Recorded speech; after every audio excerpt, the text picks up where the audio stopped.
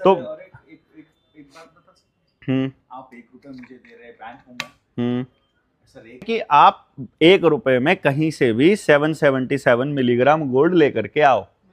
देखिए, it's a very good question. मैंने ये नहीं कहा है कि 1 रुपए में 777 मिलीग्राम गोल्ड आता है, मैंने ऐसा नहीं बोला है।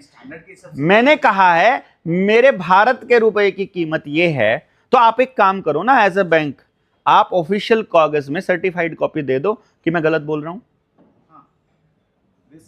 आप दे दो ना, कि स्टैंडर्ड क्या है वो बता दो, फिर आप अपना स्टैंडर्ड बता दो। वही तो सर, अभी स्टैंडर्ड के हिसाब से, हाँ, क्योंकि मानदंड के हिसाब से हम बात कर रहे हैं। हाँ, इकोनॉमिक्स में मानदंड, stock gold is the standard. हाँ, गोल्ड इज द स्टैंडर्ड। आप कह रहे हो 1 रुपए लेके जाओ, मैं तो लेके जाऊं, पर वो जब ये देखता हूं ये भी लीगल टेंडर है, ये भी लीगल टेंडर है। रुपया तो वही रखा है, असल में रुपया असल में गोल्ड ही है।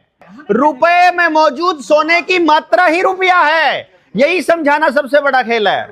अभी आप कुछ मत करो, अभी आप सारे इंटेलेक्चुअल लोग हो, आप एक काम करो, कुछ नहीं करना है, खाली 100 रुपये का एक नोट, उसकी कॉपी अपने पास रख लो और एक एप्लीकेशन बैंक में दे दो कि ये 100 रुपए का नोट मैं आपको दे रहा हूं, गवर्नर ने इस पे 100 रुपए अदा करने का वचन दिया है, मुझे इसके बदले में कोई लीगल टेंडर नहीं चाहिए, मुझे रुपया दे दो, मुझे सिर्फ रुपया दे, इस पे लिखा है मैं तुम्हें 100 रुपए अदा करने का वचन दे, मेरे 100 रुपए दे दो, and let us see bank क्या देता है।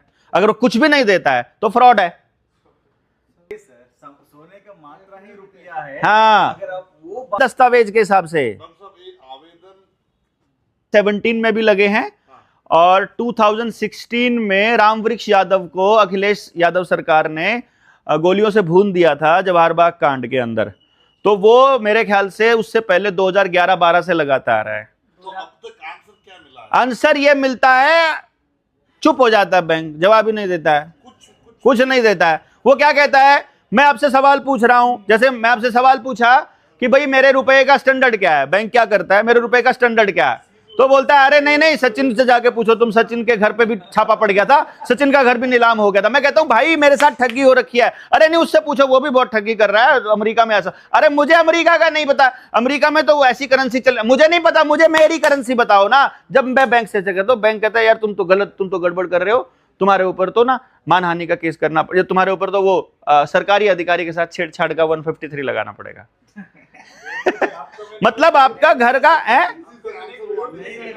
हाँ, सर आरबीआई का आंसर क्या है जब पिटीशन लगा? आप मनगढ़ंत बातें कर रहे हैं, मतलब हम आपसे जवाब